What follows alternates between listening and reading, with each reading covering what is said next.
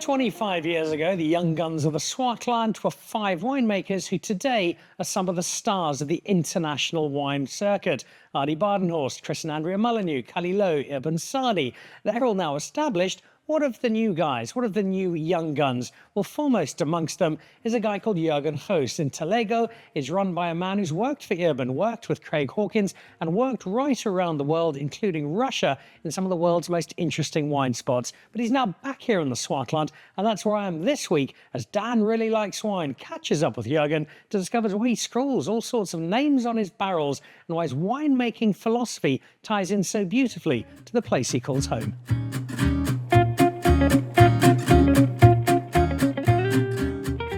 There are certain things you can just about be guaranteed of when you meet a proper winemaker on home turf.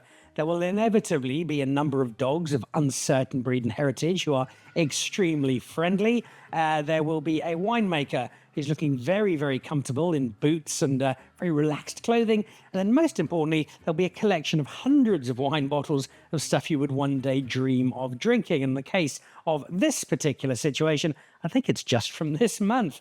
Jurgen, it's lovely to be here and lovely to be at home. I'm never sure. Is it a hard G or a soft G? I know it's Latin. Intellego, Intellego. It's a soft G. A soft G. Yeah. Okay. It is the name of what is now this flourishing wine business, and one that I've seen more and more of, and for good reason. But it wasn't that long ago when it was this side project. You were still at Lamassouk. This is something you were hoping to do, and you were getting your feet dirty in the owning your own wine label business. But I think it was probably inevitable because from the very start, a kid from the Eastern Cape who suddenly finds himself in the wine world, this is what you have always wanted to do. But that connection between a kid from the Eastern Cape and being a winemaker, how did that come about? So my grandfather, he owned a farm, a small little farm outside Stellenbosch. And then during summer holidays, we would go and visit them. And I would just love, walking on the farm in between the vineyards and just get the whole feel. And also, I just had at school, I loved sport. I still love sport. And my favorite team was a team from Cape Town. And I always thought to myself, you must try and find yourself a job or something that can keep you in the Western Cape. And then when I was very little, I was like, but what about winemaking? Because all of the winemaking, well, not all, most of it in South Africa takes place in the Western Cape. So that kind of was like where it started. But then also, I think the farming aspect, and also just spending time there as a young child during the holidays was a lot of fun. And then also I grew up in the Eastern Cape in a smallest village, so with a very big farming community. So I've always been really interested in agriculture and farming and the aspects and stuff. So I love that. So ultimately, not really this deep-seated, I want to be a winemaker. It's how can I get to DHL Stormers games on a weekly basis? Well, back then there were no Stormers. It was only Western Province, and it was only Curry Cup. But things changed. But it was a bit of a driving force behind the whole decision as well, and which makes things just a lot easier for me. And I think when I was 15 years old, up until 15, I wanted to become a dentist.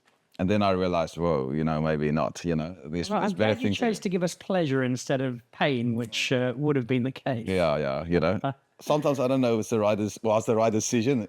I probably would have made more money, but you wouldn't have had nearly as much fun. No, exactly. And you wouldn't have seen the world, because you can't really. Well, I suppose you could do a locum season as a dentist in Leeds, but it's not nearly as much fun as doing what you ended up doing, going and spending time in places like Priorat, for instance, and discovering different parts of the wine world. And for me, I always love hearing winemakers talk about what is not just a wine education, but such a life education as well.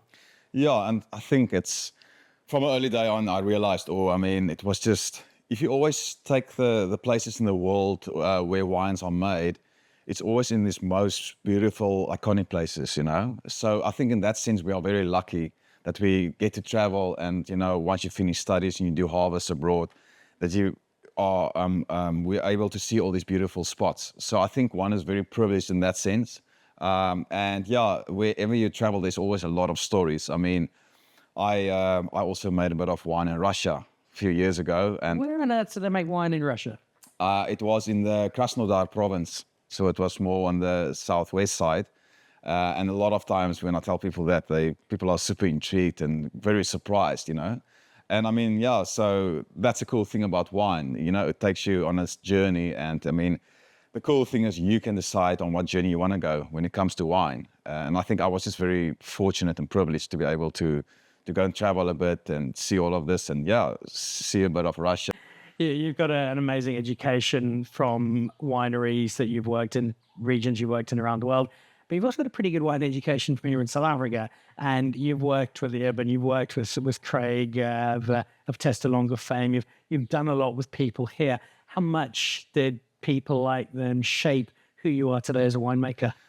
I think they had a big influence. Like, for instance, Eban, that was when I just finished studying wine, and then I started working in the industry. And I think Eban like exposed me to what's out there, the kind of wines.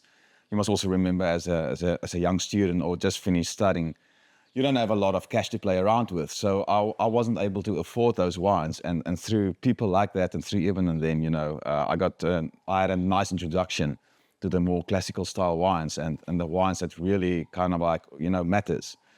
There's a unique element to wine as a business that I don't think I've seen in any other business, whereby you are currently working, you're employed to do this job, and at the same time, you're not only tolerated to be starting what seems to be a competing product, but you're actually encouraged to do so. And so many winemakers who we now see as big names in their own right started their brand, started their career as solo winemakers by doing exactly what you did, having a side project. Now, you start a side project as a lawyer or as an accountant, and you're going to get fired and marched out of the building the moment they find out about it. Yeah. And yet instead, it's something that's embraced. And it's always fascinated me that winemakers, by and large, see the value in this and see why it's such an important part of the greater wine environment. Yeah, I think that's very important. And I remember when I started off, I got stopped by quite a few people in the industry, and they were like, but isn't it a bad thing? Isn't it bad, the competition and all of that, you know, working for another company and also starting your brand on the side. But yeah, I mean, I think especially for us starting for me, for instance, that's like the first generation Intellego, and I had to start from scratch, you know. That was kind of like the only way to do the whole thing and started it. And I think nowadays also what's nice with the industry and the winemakers, I think they see the bigger picture. And I think there's also like there's a whole thing about, let's say, what's better for brand South Africa and what's better for the Swartland. And then at the end of the day, everybody buys into that. And that also helps a lot for the region. Just for instance, take this region. So the reward, I think, is the pride they will see, not just in your success, but also in the wine that you produce, the joy that it gives them. I can hear in the background that wine calling my name. So just before we go and explore the cellar and then try some of the wine, quick question on the style of wine. Minimal intervention winemaking, which is a very fancy way of saying very lazy winemaker who just wants to go surfing all the time. It, of course, doesn't mean that, but it does mean focus far more in the vineyards than actually on the wine itself. How much, though, in reality, can you just let the wine get on and do its own job? How much do you still have to be hovering in the background just in case? Look, you still have to hover a bit in the background. Because, I mean, if you let it just go, and if you just leave it, it will become vinegar, you know, and we don't want that, or spoiled or faulty. At the end of the day, it's also my product. It's my business. I can't just let it be. I can't take that risk. So taking care of it, hovering in the background, I think that's probably the best way of describing it. But yeah, we still keep a close eye because, I mean, we're serious about it. We're passionate about that. And yeah, I'm just not going to let it be. So. Now, I'm not saying that Jurgen doesn't do any work, but when we did arrive here earlier, he was lying in his pool on an inflatable flamingo, having a margarita. It was a busy day at work. Meanwhile, the barrels were chatting away to themselves and keeping themselves busy. Let's go and meet one of the more memorable barrel rooms in the Swartland.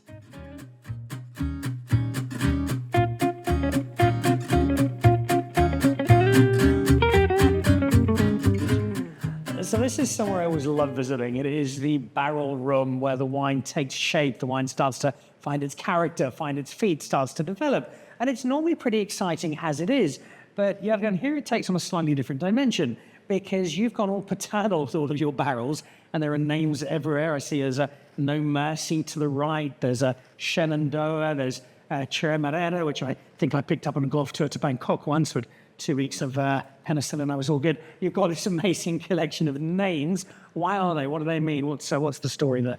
So the whole idea behind it is, look, normally or a lot of times in wine, I think the industry can be very serious. And what we decided to do was like the music that we listen to during the harvest, those are the song titles that we normally write on the barrels, just to give it a bit more of a lighter feel, because sometimes things can be so serious and pretentious in the wine. And we just felt like, cool, let's just write it on the barrels. And whenever people come for barrel tastings and stuff, they find it very interesting, because also, they know a lot of these songs, and I think there's a good connection also between the consumer and then the barrel itself.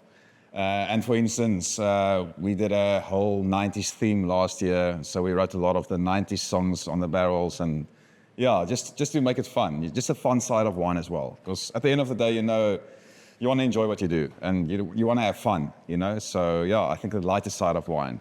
So there does seem to be something about the Swartland music and winemakers that you're not unique in playing wine in the cellar, but if I go to Ardy Bardenhorst's cellar, his record player has always got the vinyl going. If I walk into Jasper Wickens, it's from there. It's Johnny Cash on repeat all day, every day, and that's, I think, all he ever listens to. And here you always got music as a big part of it as well. You seem to be not just lovers of wine, but real lovers of music as well. We do, yeah. And I think the nice thing is also like everybody's got their own style and their preferences.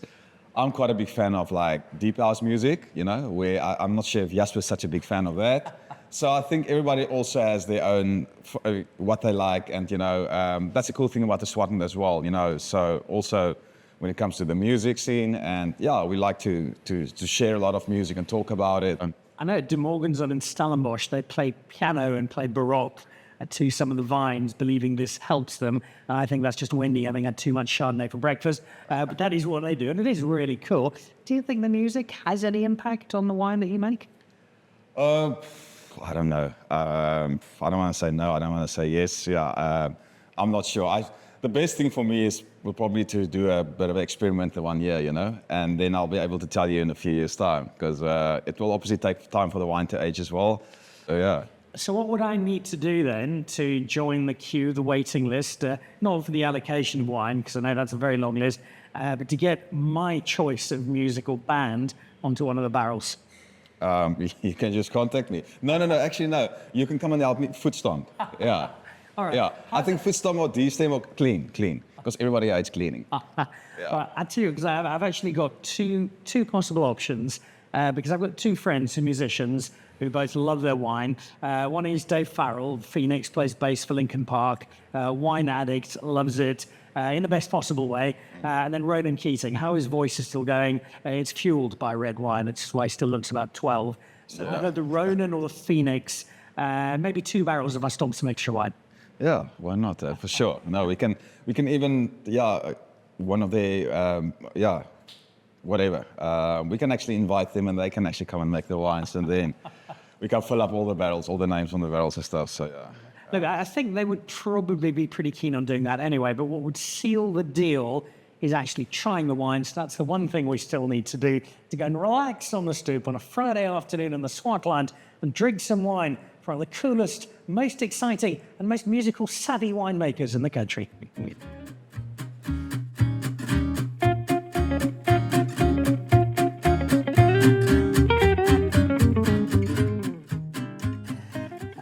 Jurgen, it's approaching 33 degrees in the Swartland, which is why you've just taken off your sweater and scarf because you were a bit chilly. It's a bit warm for those of us from up north, but definitely time for some wine. And the first thing, the moment you see your labels, you know straight away it's Intellego because it is such a unique aesthetic. Tell me the story behind the labelling, behind the look and feel of this wine. Yeah, so with the labels, we're trying to tell a story through the labels. So every wine's got its own story. For instance, the first 2 wines, the Chenin and the Syrah, you can see is very similar, but it's different seasons. So what we tried to do here was to show illustrate the different seasons, because obviously when it comes to winemaking and farming, and it's seasonal, and the season has a huge impact on the way we farm and how we farm it and the final product at the end of the day. So that's what we try to illustrate with that. While as, for instance, Kadungu, 11 years ago, I went on a surf trip to Bali. And last night out, we went clubbing. was quite drunk, got back, slept for 1 hour, and then I went out to serve this spot on this little beach called Kudungu. I remember I arrived there, and there was this lady sitting under the trees selling Red Bull and bananas, and I was still, you know, lekker babbelas and drunk, just all mixed up. I got some potassium in the body, went out, and I served this left break, and it was amazing. It was like a surreal moment for me, you know, and it was like my happy place. So I came back after the trip, and we made up the blend, and then I just couldn't come up with a name or a label or whatever. And the more I drank the wines, the more energetic it felt to me. And it kind of like took me back to that moment, you know, when I served Kudungu. So that was that kind of like correlation between Kudungu and why we called it that. And then the story of Harry. Harry helps us in the vineyards. And then on weekends, when it's sunny, Harry will do his laundry and he will hang it all up in front of his house. So whenever you drive down these dirt roads, you will just see all these colorful clothes brightening up the region. Right, so the first one is the Chenin. 2 weeks before, so I'm renting this vineyard, and 2 weeks before the owner wanted to pull out the block, one of my friends told me, listen, there's a block that the guy's going to pull out, maybe to have a chat with him. Luckily, I stopped him in time, and then I started renting the block, and if I was 2 weeks later, it would have been too late. 100% granite soil. I'm a big fan of Chenin when it comes to granite. I just really enjoy it. I like that freshness, that zippiness that you get when you drink the Swartland Chenins, and also because of the decomposed granite soils. Yeah, and it's just a nice early region. This is on a more southeast facing slope, so we get a lot of morning sun. We harvest this always first during the harvest. Very first block we pick every year, about middle of January. And it's just a very nice block for me to work with, and also to see the hard work we've put in over the last 9 years. And very happy to say this is a very lovely block to work with. Always performs really well. We get good yields there. Yeah, and it's just for me fresh, and that's what I want with the Chenin as well. That nice acidity, that zippiness. And there's also one of my favourite elements of Swartland Chenin, which is that richness that always comes through. There's such an aristocratic feel to the grapes. Lovely example of Swartland Chenin, no surprises there whatsoever. One down, what do we try with round number 2? Round number 2, we're going to try the story of Harry. For me, I think when it comes to the white wines, I always enjoy white wines when you have that nice fresher component. And the Chardonnay, yeah, plays a big part in this blend. And then we have 75% Chenin. So both these vineyards are in the Pardo bag once again. So it's also 100% granite soil. We work with quite a lot of vineyards on the granite sites. I must say the majority of our vineyards are probably planted on granite. But there's also some more towards the west where it's more like laterite soil and stuff. So with the story of Harry, it's a very intriguing wine. It's almost like the gateway to orange wine. So we did a bit of skin contact on the Chenin. Let me pour you some. So we did about 40% skin contact on this wine. So for somebody that's not really into orange wine or skin contact wine, as we refer to it many times in South Africa. For people who don't really know what that means, what is that in basic terms? So basically, simple as a skin contact wine or an orange wine. It is a white wine made like a red wine. It's a white wine and red wine clothing. So we ferment it on the skins, like we would do with the reds. And that's where you extract more tannin and phenolics. And that's also over time, as the wines age, the color can become a bit more amber. So it's interesting because it's also something that only really became more popular in this country, I would say, about 10 years ago. You've also got 2 grapes in here, Chenin and Chardonnay. They're both big characters. You've put a lot of noise into one bottle, so to speak. Is that more challenging as a winemaker to bring 2 big grapes together? It is, and I must say a big inspiration behind this was when I worked in 2011 at Rock Dangla. Because there we had a white blend that Remy Pedrino made, and I think it was 90% Chenin and 10% Chardonnay. And the climate there for me was very similar to what we have here in the Swartland. So that kind of like made me think, listen, but it could probably work. And then 7-8 years later, I was in a position to actually rent this vineyard, and farm it myself. But yeah, it can be a challenge, but I think we find the right balance once again. I think Harry would approve. A great Shannon blend. We move on. Is it your Thai surf spot? The Kadungu is a blend of the 4 red grape varietals we work with. Majority is Mourvèdre, Cinsault, Syrah, and then a little bit of Pinotage. So that's those 4 varietals, and it's also those 4 varietals that really works well in this climate. So for me, it was all about working with the right varietals in the right climate. And it's like each one has got its own character. I always say that the Mourvèdre has got a nice tannin structure, the Syrah's got the acidity, lots of the dark fruit, more of the olive tapenade, and then the Cinsault and this Pinotage gives you a lot more of that more vibrant red fruit. So for me, in combination, it works really well. Because I also think when it comes to blends, the varietals needs to complement each other. Blends are not just a case of blending a lot of different wines together, bam, they've got the final product. You talk about that, not just throwing anything in. You've only got 4% of Pinotage in here. People go, well, hang on, why on earth bother? Why only 4%? Does that small amount seriously make a difference?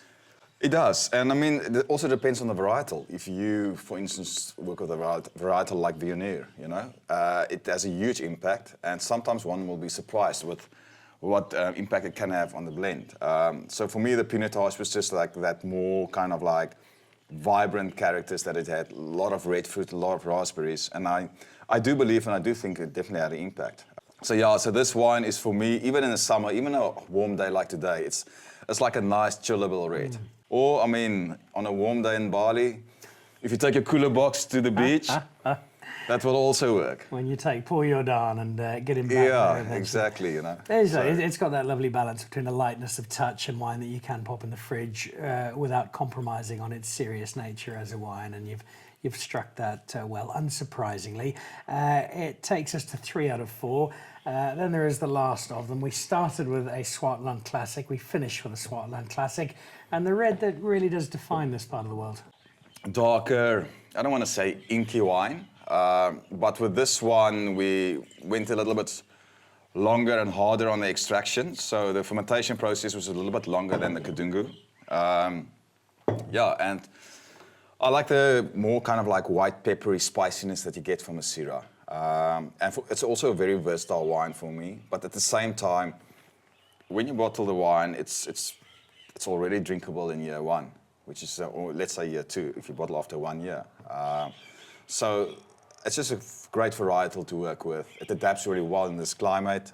It is a wonderful element of the grape in South Africa, and you've referenced some of the different areas where we have quite a broad interpretation of style, stemming from the bigger, almost slightly jammier Australian-style Shiraz to stuff that is a lot more elegant and French in its Syrah-like nature. This is definitely that end of the scale, but it's pretty cool that in the same country, just not 50 kilometers from each other, we can find 2 very different versions of the same grape that are both equally good in their own distinctive way. Yeah, and I think that's also what South Africa have, or what we've managed over the last few decades or year, whatever, to get it right, you know, to like what varietals we plant on what sites, and for those varietals to be very expressive. And look, for me, always, we're trying to make wines that's very expressive. And I think that's also the kind of like wines that I really like to drink. And it's exciting to see what's around, you know, and obviously people are just getting smarter by how they farm, how they make the wines and stuff. So yeah, I think it's actually a very great time to be part of the wine industry at this moment. Yeah. Well, you are definitely a part of those reasons, and the wine illustrates that comfortably. Thank you, Jurgen. It's been an absolute delight. And I was going to ask you about the future and about what's to come, but I've got a far better idea. I'm just going to come back in a few months' time and then keep doing that on repeat. Add my name to some of the barrels, drink some more wine, and maybe plan a surf trip. I won't do any surfing. I'll just sit on the beach with the wine and drink it all while you guys fall off surfboards. Yeah, and you can come back with a playlist. We can write a whole playlist on the barrels. Cheers. Oh, there we go. Lekker. Jurgen Gouws, Intellego in the Swartland. He's a man full of wonderful stories, a man full of inspired winemaking, and a man full of terrific wine. And don't take my word for it. Get and buy some. You won't be disappointed. Cheers.